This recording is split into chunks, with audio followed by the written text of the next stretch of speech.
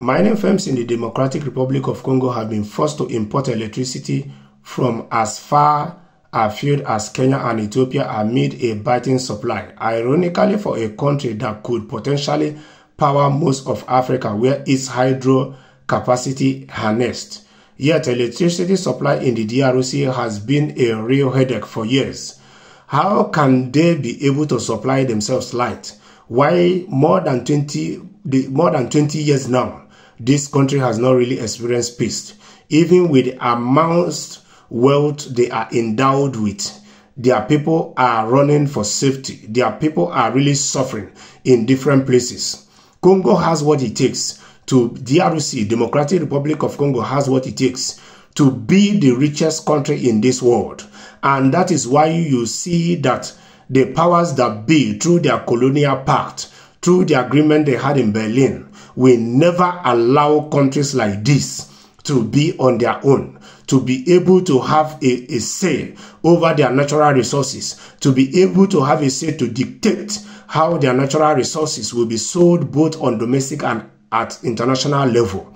But the truth be told is that you can't keep people hostage forever.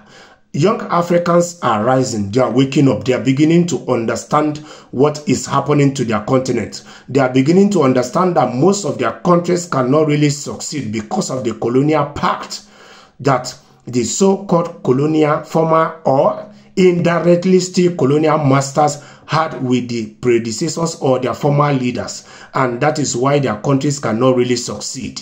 And it's just a matter of time, because as each day goes by, the frustration keeps amounting and the younger Africans are fed up. They want to have their countries back.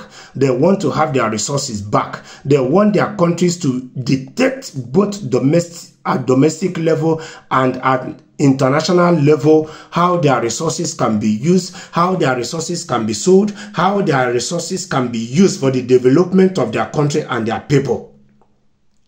And at the end of the day, to make matters worse, these people that have kept Africa hostage for years will turn around to play that they are champions of democracy to you, in which they can't even practice the so-called democracy 100% in their own country or continent.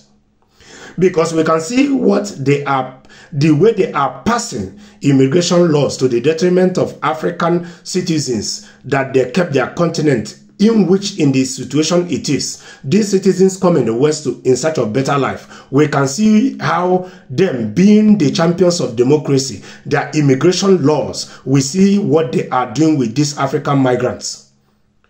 So it is just a matter of time. Africans are waking up. Young Africans are waking up. The youths in Africa are waking up.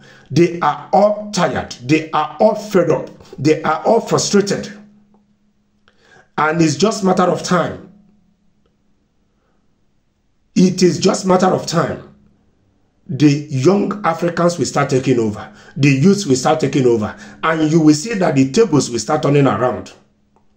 Because if we have vibrant young youths who are patriotic in every country in Africa, you will see that the West cannot even stand up at the international or global stage to face Africa in any ramification.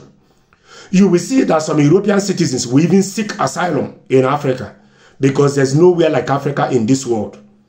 Africa is blessed in different ramifications you can't even imagine.